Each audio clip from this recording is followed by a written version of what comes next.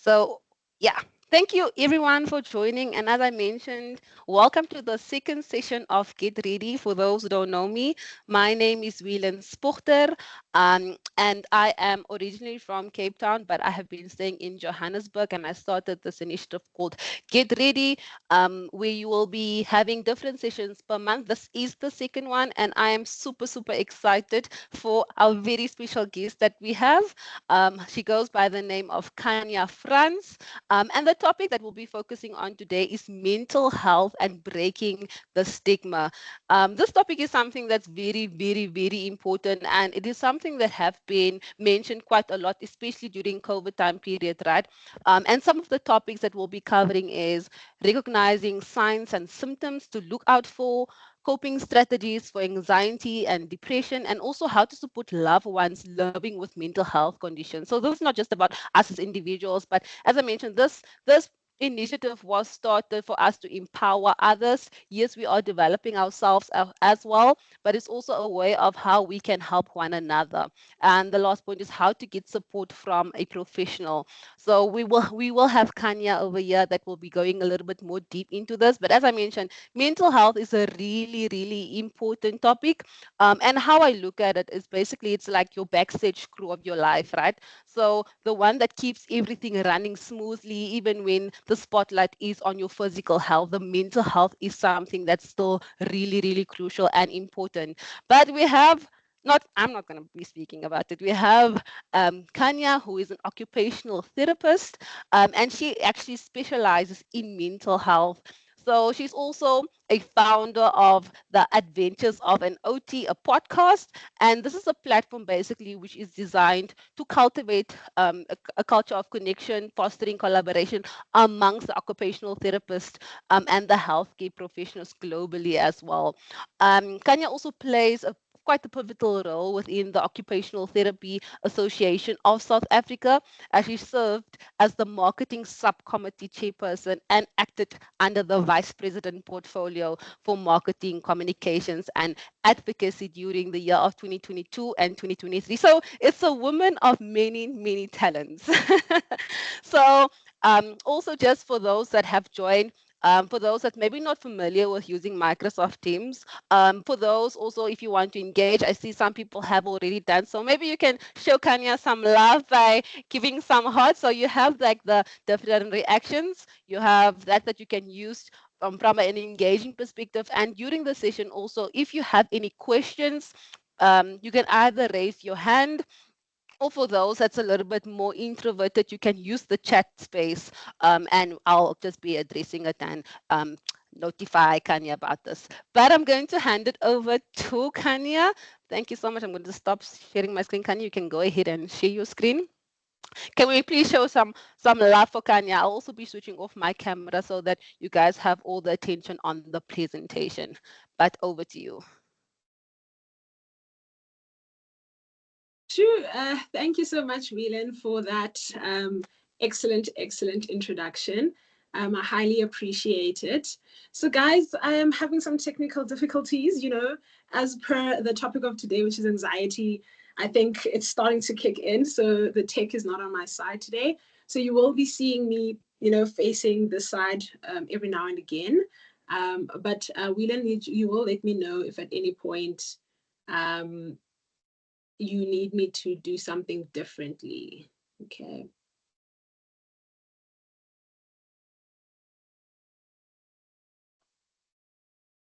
Just give me 1 more minute. No worries.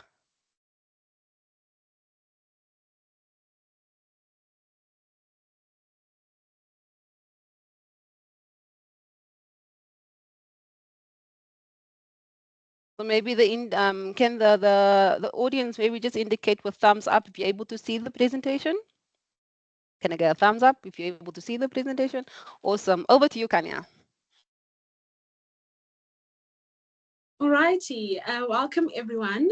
I hope you're all excited for this evening's chat, and I'm hoping that you will leave with some nuggets to help either yourself or to help someone who's in your life who may be struggling with a mental health condition. As Whelan obviously introduced me, I am an occupational therapist, And I've been practicing in psychiatry for quite a number of years now. I won't reveal my age. And so I think the first question that I always get pertaining to occupational therapy is, do you guys massage? Are you guys psychologists? And so that's what I want to sort of debunk before we even get started, which is occupational therapy. Essentially what we tend to do is, or what we actually do is, we work towards helping someone regain their independence as far as possible, right, depending on what presentation that they present with. And so you can find occupational therapists either in your school settings, so they help children with developmental delays. You can find OTs in the mining sector, so they do the return to work to see if someone is fit to work in underground or whatever the case might be. We find OTs in insurance, so places like Momentum, Discovery, Old Mutual, and there they do things such as claims assessing. And then obviously we've got your OTs who are in physical, which I think a lot more of you would be familiar with. So those are the ones that would help you if you've had a spinal cord injury or so on and so forth. So they help with the physical aspect of it. And like I said, I'm currently and have been practicing in psychiatry and mental health. And so that's what I'm going to be looking at today. And essentially what we do as occupational therapists in the space of psychiatry is we look at how are these mental health conditions impacting you and causing that dysfunction in your life. And then we equip you with the necessary skills to help you live your life with said, for example, presentation, and to help equip you with the necessary skill to improve some of your life skills and to better engage in your roles and responsibilities, which we as occupational therapists obviously then term an occupation, and that is why we are called occupational therapists. Yeah, Um, Kanya, I won't lie. Sorry to interrupt. I'm guilty that I thought that it's massaging because I have one friend. He's actually in the call. It was like, I'm going to a physio. I'm going to a physio. I'm like, oh, you're going to an occupational therapist. yeah. So I'm guilty of one of those people actually that had like a funnel vision of what an occupational therapist actually do. So thanks for actually elaborating on that, as I think it's something that's important because once you enter the workspace or once you're not, for example, in a certain industry, you tend to not know these roles. So I'm done. I just wanted to touch base on that. Yeah, thanks, Celine. I think, look, my parents have known for years what I've been studying and what I'm doing, but I still have to sort of reverberate what I am actually doing. So I think it's part of the job and advocating, and that's why I think you will present about it later, why I started the podcast to obviously then essentially advocate for occupational therapy and educate more people about what we actually do. And so what I like to do when I define occupational therapy, I look at psychology versus occupational therapy, which is essentially, if we think about psychology, they look at your past, how it's impacted you in the here and the now. Whereas as occupational therapists, what we look at is the here and the now, the dysfunction now, and what skills can we equip you with for the future. And so that is somewhat the differentiation between the two. And if you think about a psychology session, you go in and you have a conversation. Whereas with occupational therapy, we are task based. So every intervention that we do with therapists with clients there's usually a task involved. So if we need to address things like emotional regulation, we would do like an activity, something like beading or whatever the case is, to work on them learning how to regulate that emotion. So providing them with a task that would evoke certain emotions, and then we provide them with the skill to help equip them so that when they are going out into the real world, they know how to implement those learned skills that they learned in the hospital setting. So that is occupational therapy in a nutshell. And then what is mental health, which is why everyone is here, I'd like to believe this evening. I think there's been a surge in the number of people who speak about mental health, and my mental health is is being impacted by my parents or by my partner, or whatever the case might be. So mental health, defined by the WHO definition, is a person's emotional, psychological, and social well-being, which affects how individuals tend to think, process emotions, as well as act in certain situations. So we will be looking at how does anxiety as well as depression, how do I basically act when I may be diagnosed or not even diagnosed with these two conditions. So mental health further influences the ability to cope with your stress and your ability to relate to others, as well as make active choices in your life. Okay, so for me, I always love to speak about the stigma that surrounds mental health, and I'm hoping that some of you are going to drop into the chat what are some of the stigmas that you've heard, or maybe even unmute and just share with us what stigmas you've heard about mental health. I think the first one is always that if I say I work in a psychiatric institution, is that people believe that people are walking around, or not even walking around, people are chained on beds, they're in straight jackets rather, and that's actually not even the case.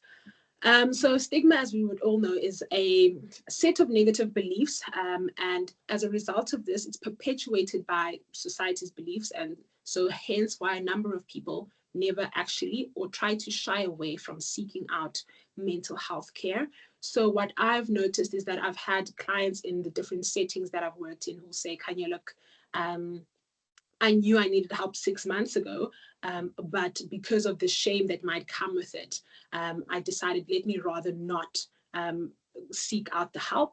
I've also had quite a number of men who've said, listen, because I'm a man, I need to provide for my family. I feel like I am weak if I now go out and seek help, whereas I'm meant to be the helper and the provider. And now if I'm crying in front of my wife, is she even going to respect me?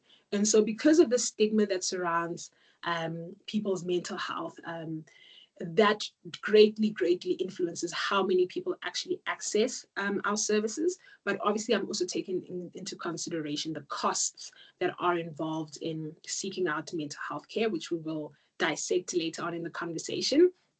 I will like to highlight, though, that Whelan, there's been a great increase in the number of Black people who are actually Black colored people who are actually accessing mental health care services of late. And I'd like to believe it's maybe as a result of people are well informed or a bit more informed about mental health, and that it's no longer deemed as ifufunyana, which is directly translated as like this bad omen that's following you. And be essentially what people believe, that it's bad luck, it's bad omen, so it's got nothing to do with what you think it is, which is mental health. Yeah, I would also definitely add, on top of what you mentioned, the people of color, especially also in the male, yeah, Mm, with male as well. But I think most of the, in my case, right, as a colored individual or person of color, some of the stigmas, for example, especially in your family, especially when you come from a religious background, yes. they're like, no, she's going through a phase, it's the devil. We need to pray, she needs to pray. Mm, And some feel like it's a phase, but I think like people, I would definitely say people are way more informed, but there is still a lot of work that can be done. Tsecho has mentioned here the different stereotypes around it. It's like calling people crazy. I wanted to add in crazy, but I think Tsecho by actually adding but crazy, or that they are slow and like yeah. yeah, that is some of the stereotypes, right? And there are plenty more. But I'm actually also glad that we have seen a growth. But way before, people's like, no, I'm sorry that I'm gonna say that, but it's like, no, it's just for white people, for example, right? And it's almost like we have now categorized, but that has changed, but it still Mm, like needs to be improved as we lose a lot of people, especially male. I remember when I last year during COVID, a lot of people have actually taken their lives, and it was yeah. mostly male that I went to high school with. And I was so shocked, but yeah, I just wanted to add on to that. Yeah, thank you, Tshego, as well. I think that's and essentially when we speak about breaking the stigma as well, we need to look at or the jargon or the words we use when we speak about these things, right? So it's even in the clientele settings that I find myself in, where people will use that terminology that, oh, that person is crazy, or if it's kopitori ko mahlanyeng, and it's those types of phrases where you need to actually engage the person and say, no, we're trying to break the stigma around mental health. So you can't be using that type of terminology. I think another thing that always irks me that I wanted to talk about, and I think it's going to come along, is the where people will say, oh, you're so OCD, or oh, you're so antisocial, or oh, that person is a narcissist. And I think when you are exposed to the mental health field, those types of words that are just being thrown around loosely, especially nowadays on TikTok as well.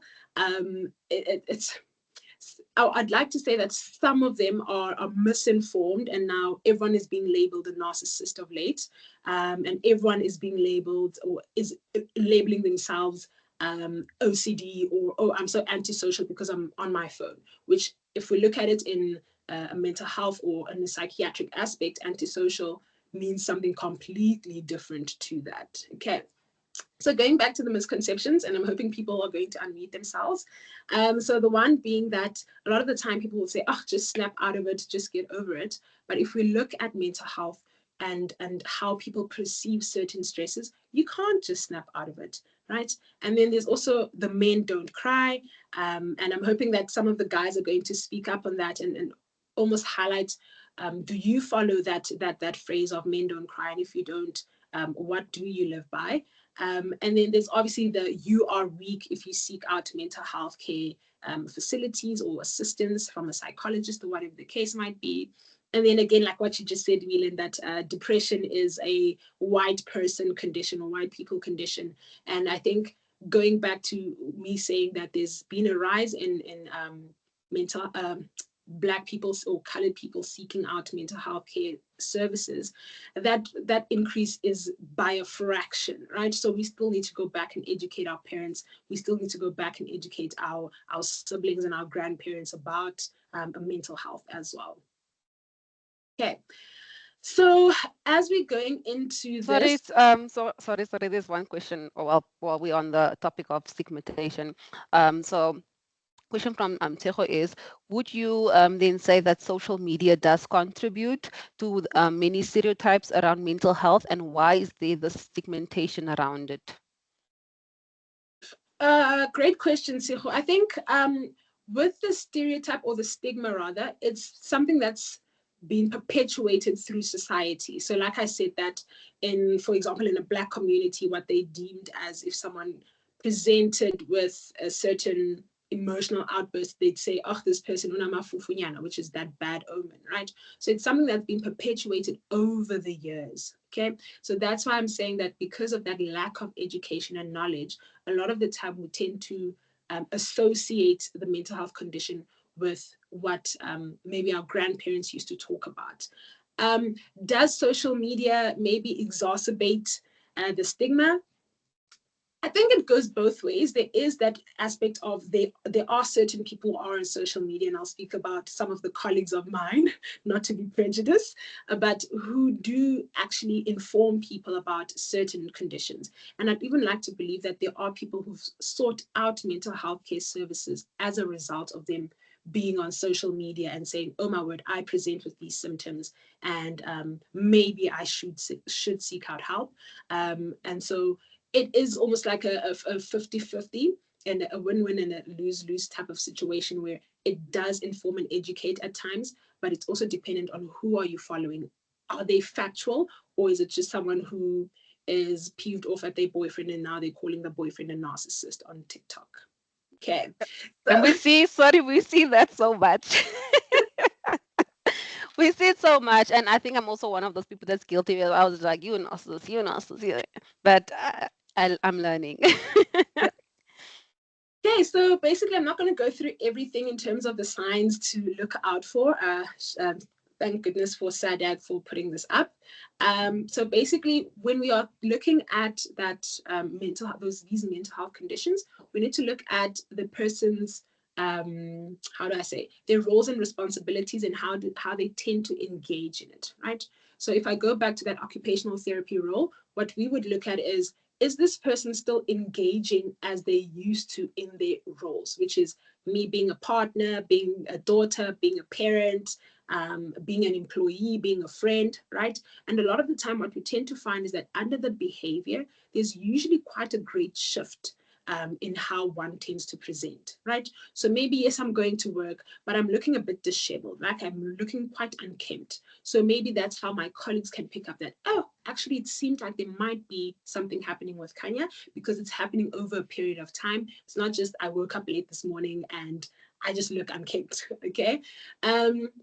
And then another behavior that we tend to see quite often is people tend to isolate themselves from their loved ones. So either not picking up the phone, or if you're saying, let's come to your place or let's hang out, they tend to withdraw from the social crowds. And then another very important one is what you tend to see is you tend to want to withdraw from the activities that you enjoyed as well.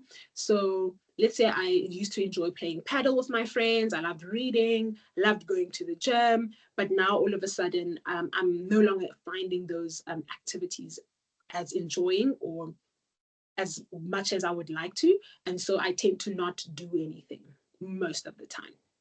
Okay, so when we look at how the people tend to engage, or the phrases or words that they tend to say are, oh, I feel like I have no purpose, or I just don't feel like getting out of bed anymore. I just feel trapped. I don't want to be here anymore. And I think the greatest one that we tend to find a lot, which is quite common, is I feel as though I am a burden, or I don't want to be a burden. So I don't tell people how I'm doing. And so I think that's why it's so important for us, as the other people who are supporting our partner who might be living with a mental health condition, or your parent or your sibling or your friends, is to always look out for those behavioral changes, because that is where you're going to see the greatest shift. And that is when you can intervene. Because a lot of the time, I can speak to Whelan over the phone and we're having a great chat. We can even meet face to face for lunch. But she could be masking everything, and then she can go home and bawl her eyes out. So it's very important to be able to know your people so that you're able to reach out. I think another question that people tend to ask is, but what if Whelan doesn't say anything? And I've been asking and she keeps saying that she's okay. And I always say that you want to try do your best as far as possible. And if Whelan is still not willing to engage me, maybe that's when I'll just send a podcast that speaks about mental health, or I'll just send about a chat or this type of conversation we're having today, where that person might want to seek to listen to that resource or reach out to that type of resource. And maybe at that point in time, they will want to engage you in terms of this type of conversation. I don't want to dwell too long. Oh my word, I've got 30 minutes. Anxiety, which is how I'm feeling right now.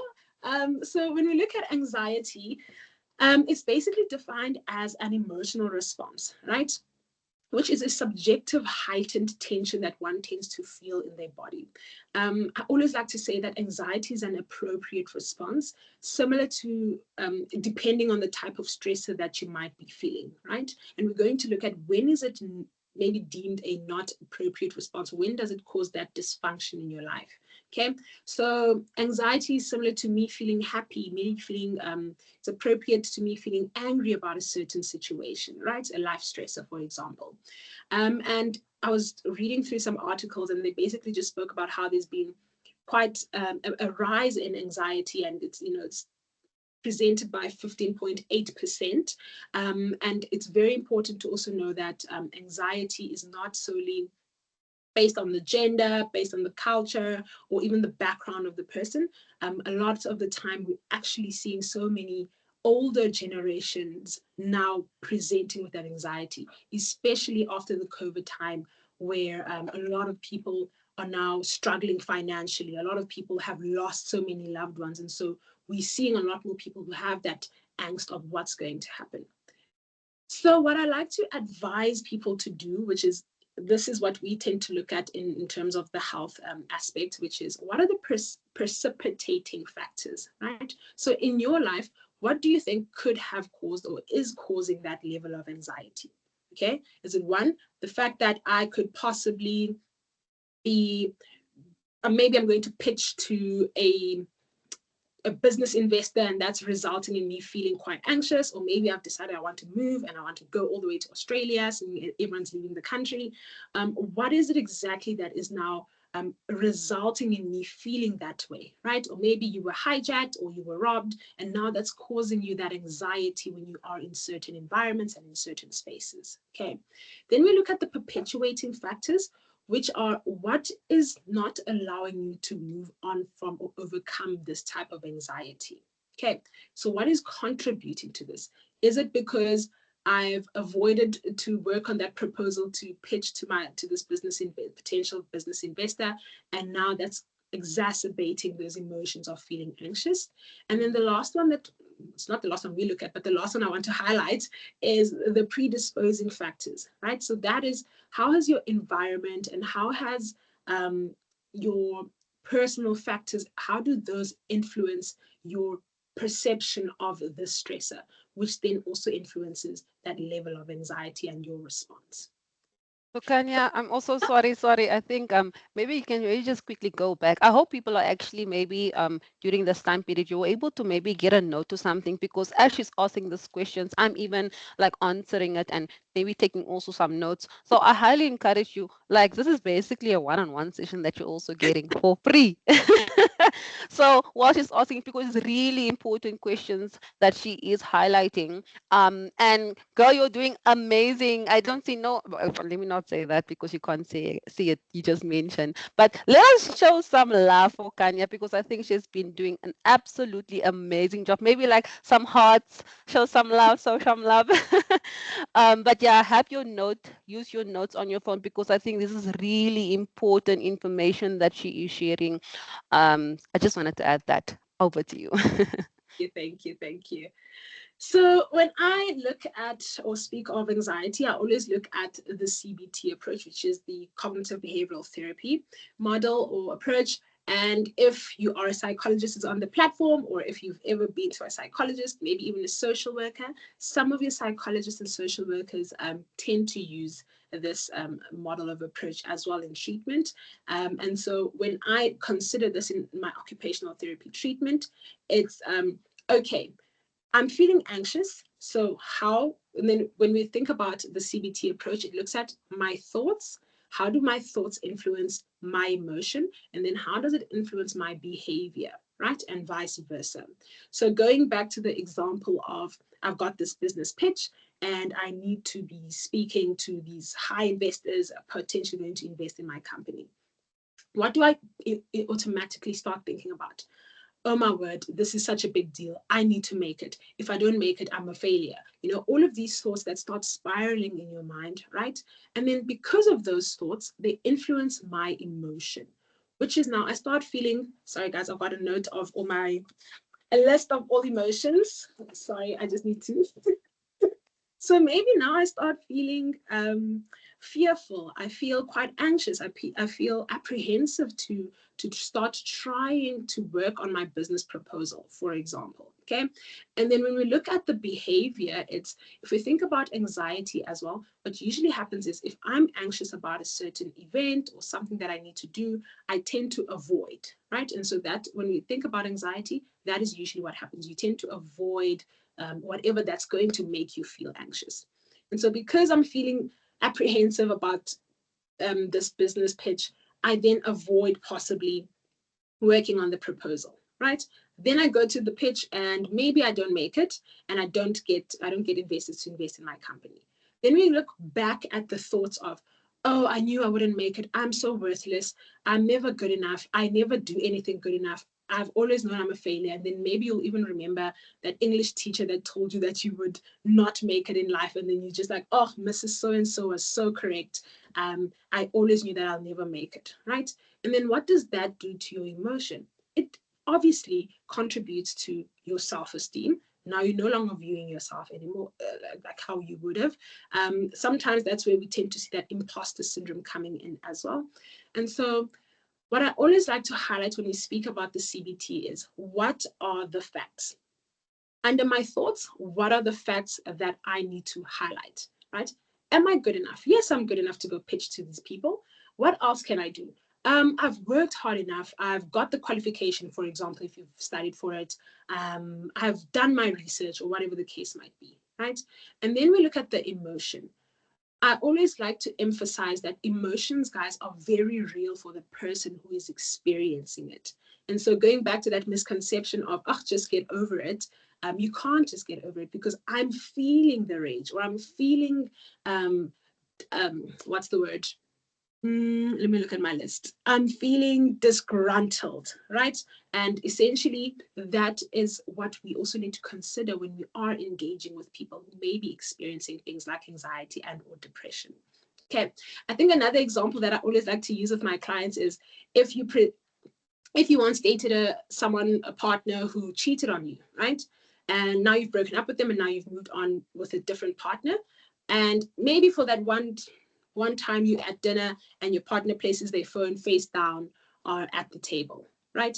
Now I'm looking at my thoughts already automatically are going, why would he put his phone face down? What is happening? This has happened before, right? So looking again at that, how does my environment influence what is happening in my mind as well, right? So I'm already doubting this person. I feel like I can no longer trust them. So that's where those emotions come in. Now I might even say I'm disappointed, I'm hurt, right? I haven't even communicated this to the partner who was in question. And then the behavior might be I'm presenting with the passive aggressive behavior, the silent treatment. I'm quite upset, but I'm not really communicating that to my partner. But my emotions are so real. I'm enraged that this person would turn their phone. But then we need to look at what are the facts? Why did this person turn their phone? And that's where the communication comes in as well. Very important, guys, to be able to communicate with people. Quite difficult for many, but it is something that I always like to emphasize when we look at things like my anxiety and how my thoughts influence my emotion and influence my behavior. I hope that sort of summarized the CBT approach. I've got 25 minutes. So when we look at the symptoms of anxiety, a lot of the time we tend to say that it does go undiagnosed or misdiagnosed rather because of how it tends to present, right? So if we think of how someone tends to present, they usually have headaches, some people have stomach cramps, and so it might go misdiagnosed. And we know that it tends to present twice as more in women as it does to their male counterparts. And then now I want to emphasize, when do we know that my anxiety is causing dysfunction, which is where the occupational therapist would come in, right? So now we're looking at, okay, Whelan was able to or used to be someone who could go play paddle. She used to engage with her friends. She used to read books and go to the gym or whatever the case might be. And maybe a traumatic event occurred, and now that has resulted to Whelan feeling a bit more anxious, right?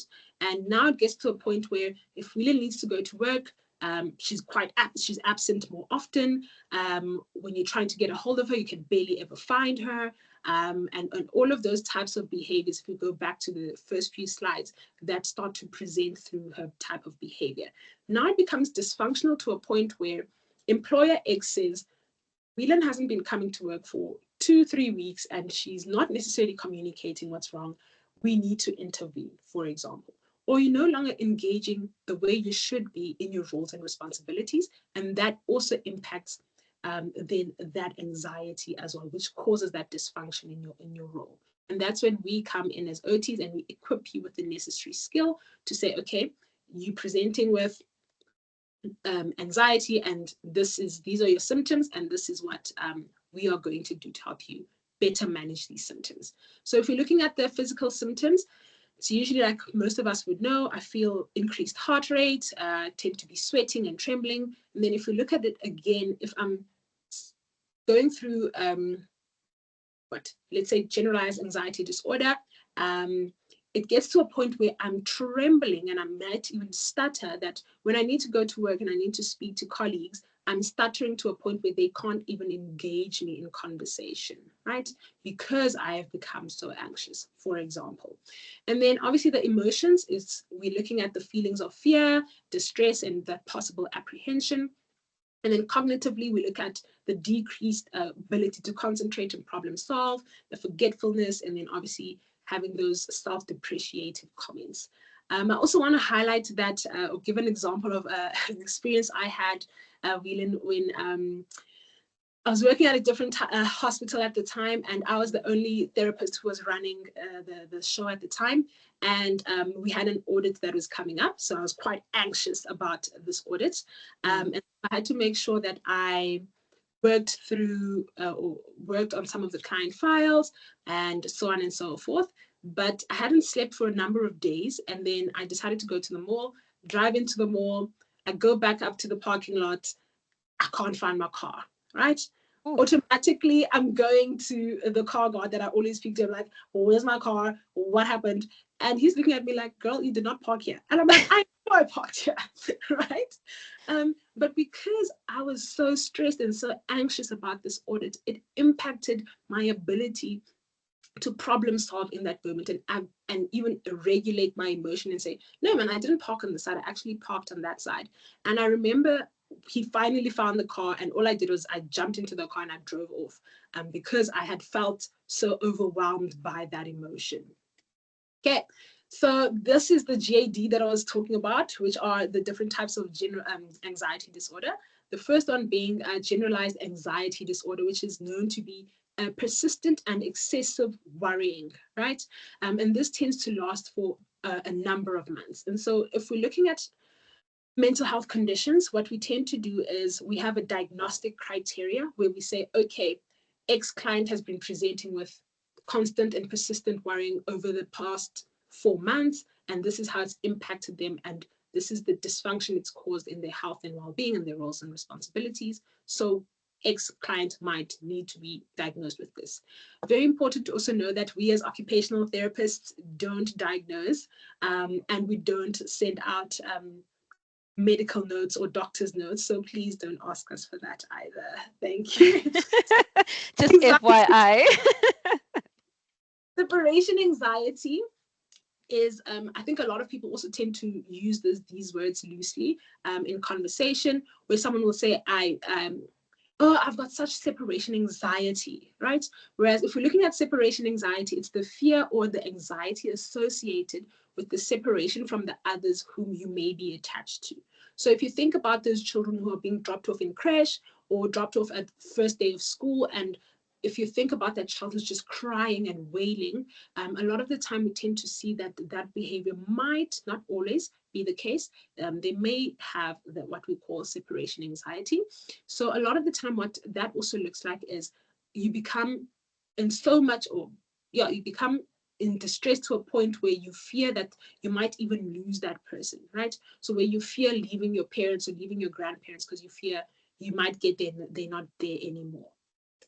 Okay. And then the other one is PTSD. Due to time, I'm not going to go through everything here. And then obviously OCD. This is another term that a lot of people tend to use loosely. So OCD is actually quite not that common. It's only present in about 1% of the South Africa's population. So, but we have a number of people who claim to define and say that they are OCD. Self diagnosed. So obsessive compulsive disorder is essentially looking at, a lot of the time it presents as obsessive thoughts and images, and results to a dysfunction in the person's day-to-day activities because of that OCD, for example. Okay, now I want to look at this resource that I think everyone should either take a screenshot of or take a picture if you can. And so this is basically the matrix that looks at if you're someone that usually struggles to delegate tasks, or you're constantly feeling anxious because you've got so much to do. This is such a great way to sort of help you delegate some of the tasks that you have. So the first one being your first block, which is urgent, right? What are the things that you need to do? So for example, with me, if I was preparing for this presentation, the most important thing to do is for me to actually do the presentation as opposed to going out with my friends on a Saturday. Okay. And then if we're looking at the scheduling, which is, this is not as important, but it's still things or something that I need to do. And then obviously the delegating, what are some of the things that I can delegate? So if we're looking at you and your roles and responsibilities, maybe you are a parent. What are some of the things that you can delegate? Maybe you can ask your partner to help bath the kids. Maybe ask your partner to help with the homework whilst you are doing something else. So being able to delegate to other people as well. This is also very important when I think about the roles and responsibilities that we have in our families. When can you sit down and have conversations with your family members and say, look, guys, I can do this part in my role at home. What else can you guys do to contribute to maybe the finances or whatever the case might be, so that you're not necessarily experiencing that financial constraint? And then One what are of some the sorry, one of the things before moving on, so you touch base on, for example, in your family with your of, partner, but I think one of the things also important in the delegation space is in the workplace, right? Because that is also one of the places where people tend to feel having high anxiety, going through a lot because we tend to be like independent and afraid to ask for help. So delegation, I would say, in the workplace is extremely crucial just to help you with your mental health. I'm not an expert, but based on experience, like guys, the workplace can be a lot and you can't do everything by yourself. You are there's people that's smarter than you, that has more experience, and therefore they are there, but you need to reach out and help, ask for help. So delegation with your co-workers also helps a lot. yeah, 100%. But then I think if we think about it again, really, it's going back to um, the part where the circles from the SADAG picture, which is a lot of the time the person doesn't want to feel like a burden. And I want to feel competent in my place of work. So if I'm Mm. constantly asking my colleague, Ish, how do I do this again? And what is Mm. it also impacts your self-esteem and your self-confidence. So yes, it's very important to delegate, but then we need to go back to, if you are having those emotions of I don't think I'm competent enough, go back to that CBT approach and look at, why am I thinking this way and how is it now impacting my behavior? It's getting to a point where I'm burning out at work, and actually that's actually contributing even more negatively to my efficiency in my place of work. And then obviously the last one, which is self-explanatory. What are some of the things that you can delete? So maybe instead of scrolling on TikTok for 3 hours and watching a Netflix episode or episodes, maybe it's something that you can delete and minimize in your life. Okay, so guys, another screenshot or picture that you can take here. These are some of the resources that you could use, um, like apps that you can use to help you with organization. I think Whelan will also be dropping the other links that I sent to her, that the one that speaks to organization as well. And then there's books that are also attached that you could read, that are really helpful in terms of, the worry trick and how to, if you are struggling with anxiety, and how to the power of the subconscious mind, essentially. Okay, now let's go into depression. I think with just a show of hand or thumbs up, how many people know of someone who has either been clinically diagnosed with depression, or maybe you personally have been diagnosed with depression? Okay, thumbs up, thumbs up. Let's see the hands. Okay, quite a few people, actually, quite a few people. Okay, so when we think about depression, it is a depressive disorder, and it's actually the second biggest of the disease of the mental health disease worldwide. Like I said, there's been a surge in the number of people being diagnosed with depression over the past couple of years, especially after COVID and during COVID. It's actually also known as the common cold in mental health conditions because it's so prevalent in so many communities. Okay, so if we look at depression, it is said that it can be influenced by the interaction of the multiple factors, which is the genetic transmission, which a lot of the health professionals have sort of removed or kicked out of that diagnostic criteria, and now mostly focusing on that biochemical imbalance, the emotional trauma that someone may have been exposed to that may have contributed to the depression, and then obviously someone's temperament and socio uh, environmental conditions.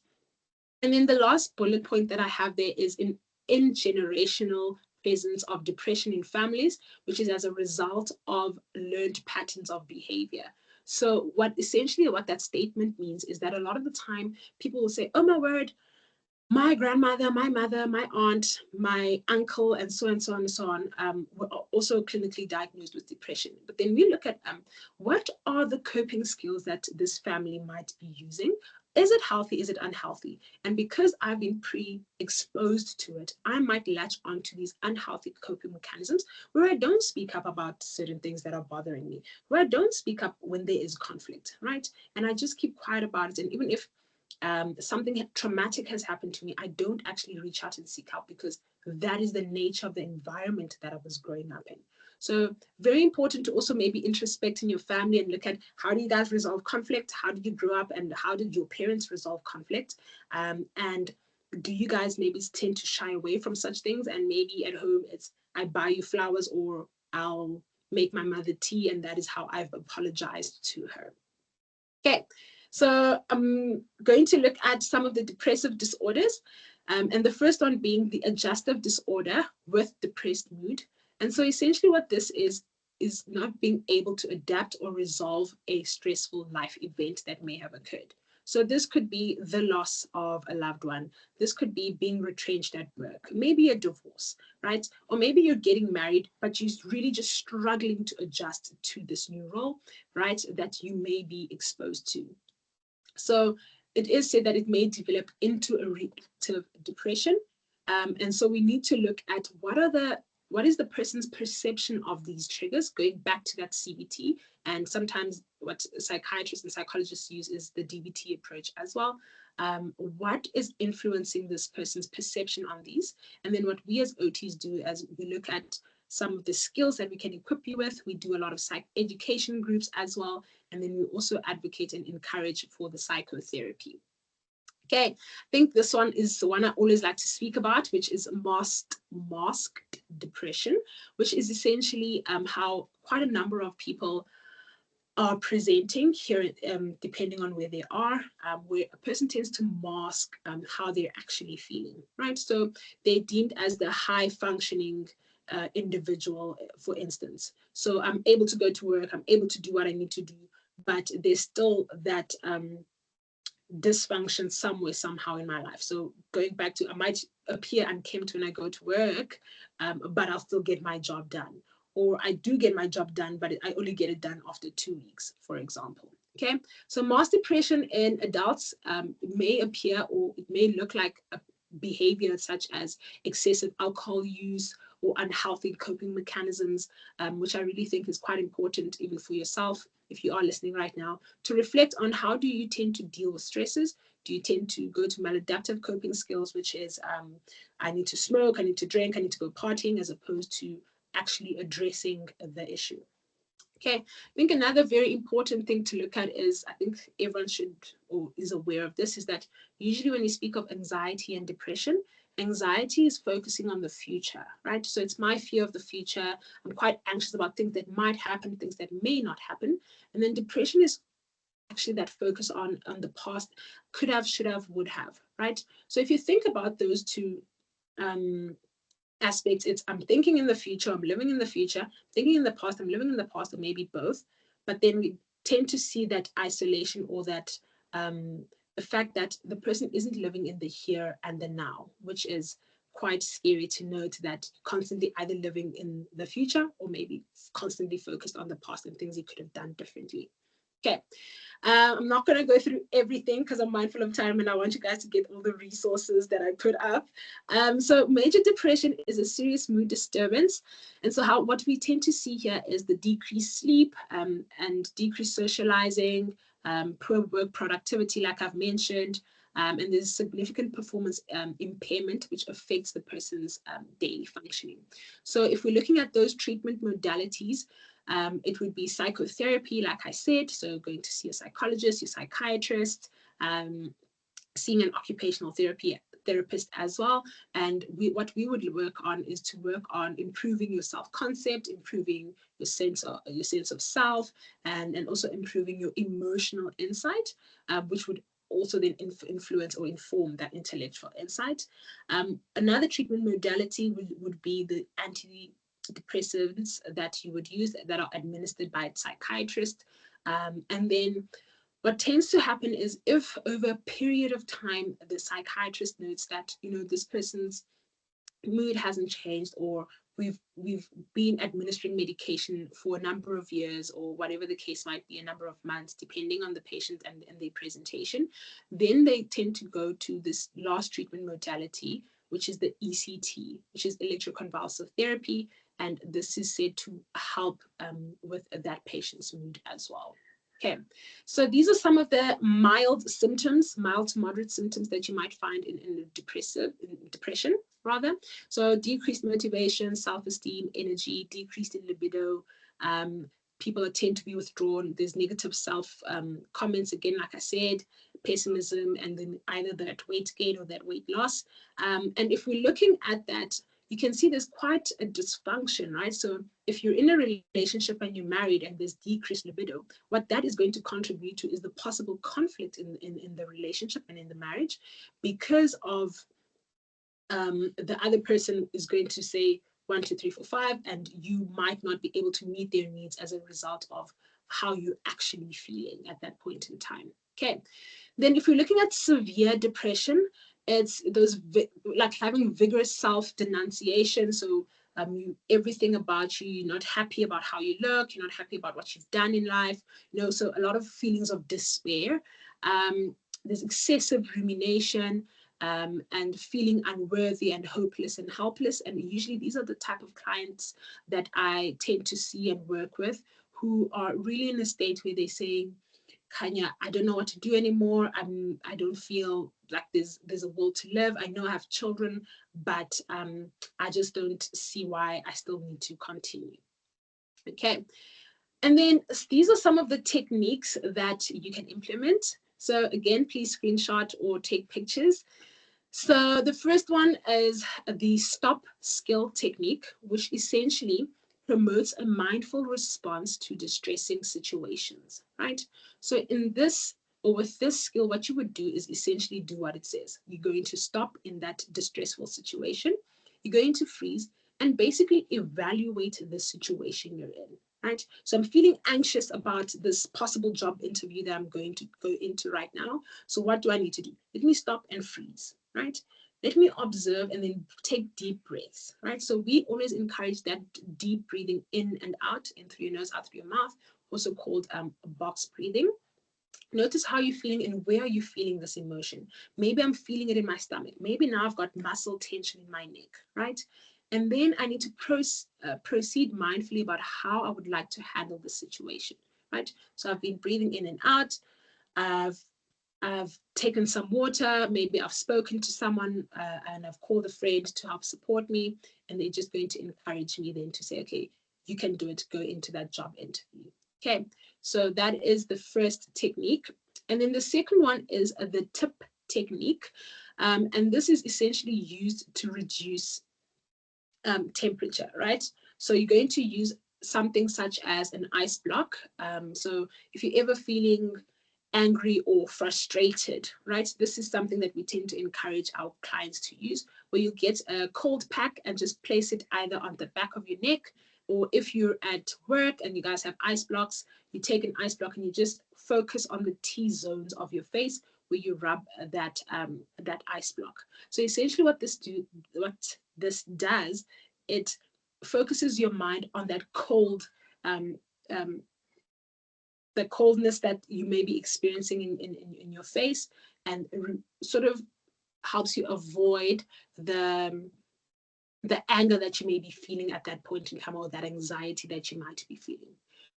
Very important with these skills, guys, is that yes, I may be feeling the emotion, especially with the tip technique, but that means that in as much as I'm engaging in something that's healthy, like going to the gym, going for a run, reading a book, calling someone who's going to help me laugh, or listening to music that's going to uplift my mood, you always need to go back to that emotion, right? So if I've had conflict with someone and I'm upset and whatever the case is, I'm going to go take an ice block, go take a cold shower, go take a cold plunge, but I need to go back and actually address those emotions as well.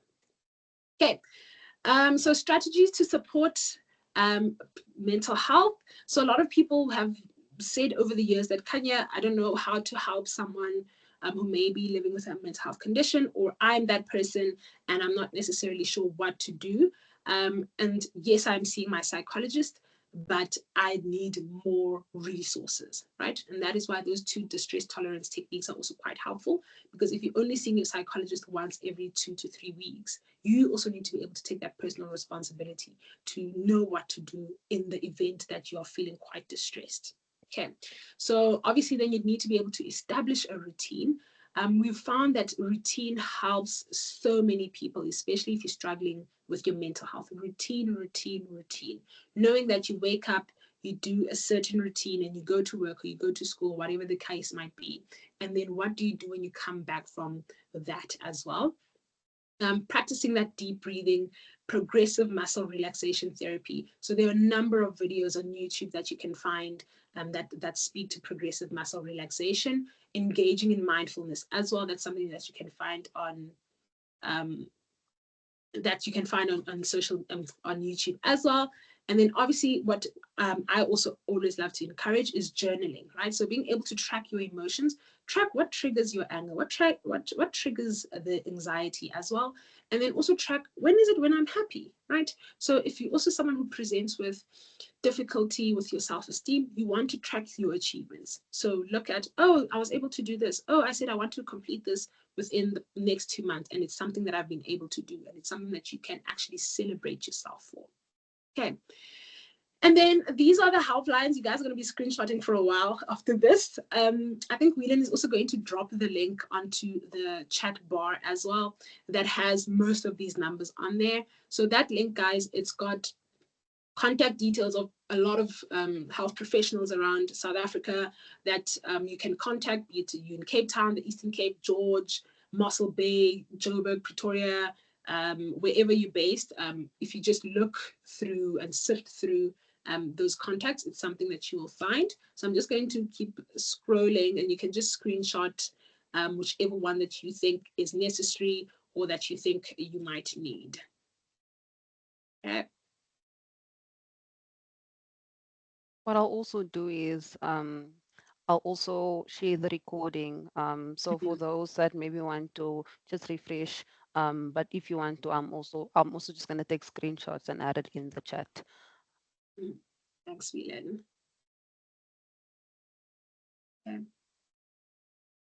Right. So, in summary, and to close off, I always like to emphasize the importance of dismantling the stigma that surrounds mental health. I think there's still so much work for us to do in terms of mental health, especially within this generation, where we still need to address some of the factors that contribute to why a lot of men are there's still high rates of men committing suicide, and there's still high rates of adolescents who are self-harming, cutting, burning themselves, pulling their hair, or pulling at their skin. And we need to really look into that as well and educate our families. Like I said, it's very important for our parents to also know how they can better support us.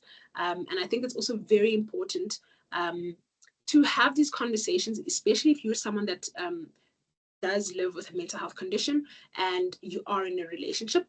Not that you necessarily need to disclose at the beginning, but it's always much nicer or better for you and the other partner to know how to better support one another or each other in that relationship as well. So let's foster those safe spaces, guys.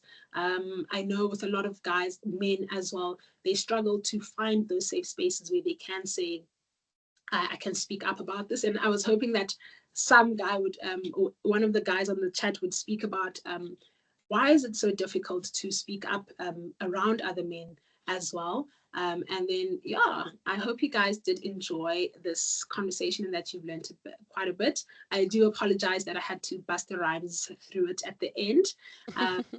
But yeah, that is the end. You may find my podcast, The Adventures of OT, on Instagram, all podcasting platforms, and you can also find me on LinkedIn with Kenya France. Thank you, guys. If you Thank have you so. Oh, sorry, sorry for interrupting you, Kanya. This was amazing, absolutely amazing. And I want to thank you for actually doing this because it is a really sensitive topic. But I think like I have learned a lot in the session. Nomfund, I see you have your hand up. I'll see. I'm going to actually hand it over to you. And thank you also for also being I did ask for time and they said they're fine with us going over time. So Novundo, I'm not sure if you have a question or comment, but you can go ahead. Yes, thank you so much, Kanya. This was a lovely session. I just have a question around that stop technique that you spoke about. Is it not that when I now revisit, let's say, for instance, the part around, taking that ice block and taking that cold plunge or whatever it is, will my emotion that I felt then be less heightened and maybe I'm not able to revisit that? Should it not be that, I express it at that point in time, obviously in a very respectful way, or if it is safe to do so? What are your thoughts on that? Like, is it something, because sometimes you find that, you're angry and then when you go back to it, you're like, why was I angry? But then at the same time, it's good to let out the anger. Mm-hmm. So that's a brilliant question. So what we tend to say is that you actually want to go back and have that conversation once you have regulated that emotion. So I don't know how many people have found themselves saying things that they didn't mean or that they didn't want to necessarily say in the spur of the moment or the heat of the moment. And now you're regretful afterwards and because of that consequence. So as opposed to me coming to guns blazing and saying, Mfundo, 1, 2, 3, 4, 5, now I can go and cool off and regulate that emotion or my emotions. And then I can come back to you and say, look, I was actually quite upset about what happened. Can we please address it and can we please speak about it? Not that we're disregarding the emotion of anger or feeling disgruntled, but it's being able to regulate it in an appropriate manner. Similar to if someone, I've done you wrong, for example, and you feeling upset about it, right? I can come to you and I can apologize and you can accept my apology, but you are still allowed to feel upset afterwards. And so I think what we find a lot of the time is that I've apologized to my partner. Now I'm expecting my partner to just get over it because I said I'm sorry. Why are you still holding on? But it's because that person experiencing that emotion and they are still quite disgruntled and upset. So I need to allow my partner to process that emotion so that, they can come back to me and maybe even have that conversation. Okay, understood. Thank you so much. Thank you. And we also have Tipi, so you can go ahead. Thanks, Whelan, and thanks for the platform. Thank you, Kanya, for your input. I just have a quick question. So, I mean, as you'd know in your profession, time poverty is a big thing that's faced by clinicians.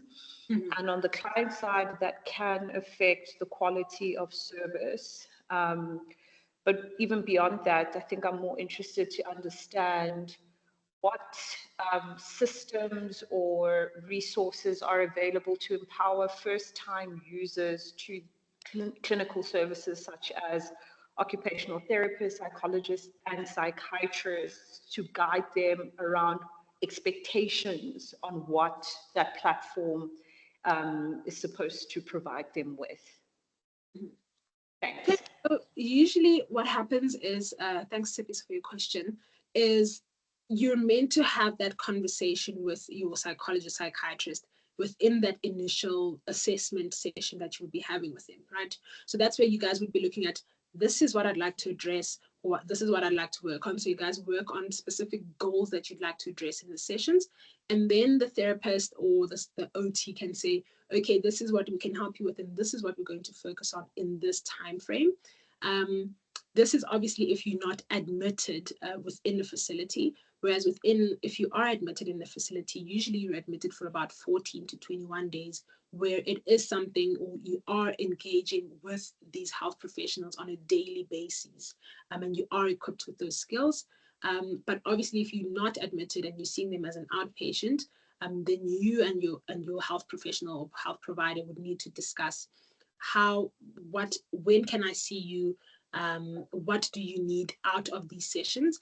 And unfortunately, a lot of the time what we find is people aren't always as forthcoming about what they need in therapy, or they conceal certain things. And so someone can come to a session and say, oh, that didn't help me, but it's also, did you allow yourself to make use of that space as well? I don't know if I'm answering your question.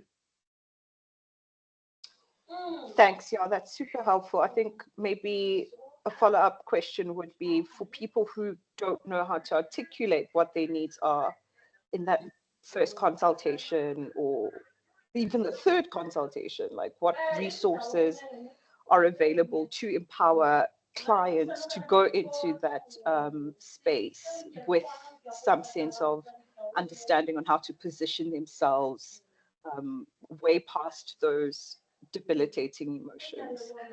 Mm-hmm. So, what I usually say is if you've decided to see a health professional, it means that you really are seeking out that help. And maybe the first point of call is to just say, why are you here right now? So, a lot of psychologists, what they do is, okay, why are you here now? I've experienced this traumatic event, and this is why I'm here. And then that is their first point of call, which is let's first address this. And then what happens usually in therapy and even in occupational therapy groups, what happens is we tend to, as we're addressing the reason you've been admitted, we start picking up at the roots of, oh, maybe there's some childhood trauma, or oh, this has happened as well. Now let's also work to addressing that.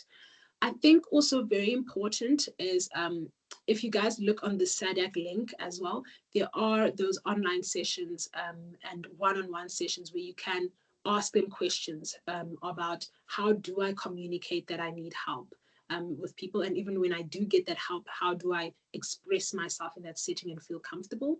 And I always like to say that it's important for us as health professionals to build rapport with the clients that we see.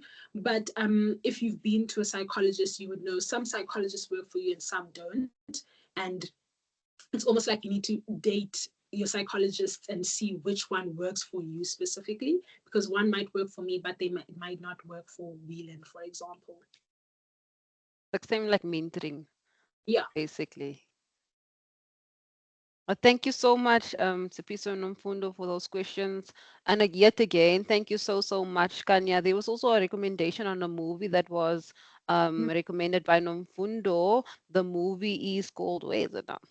Inside Out, on the topic of anxiety. And we have some other comments also. So thank you everyone so much for this engagement. The session was recorded. So if you would like to share this and you find it helpful and you know that maybe there's someone in your family, someone within your friend circle that this could also be helpful, you're able to share this with them because they weren't able to attend, right? But yet again, can we please show some love for Kanya? I think she did an Thank exceptional job, an exceptional job.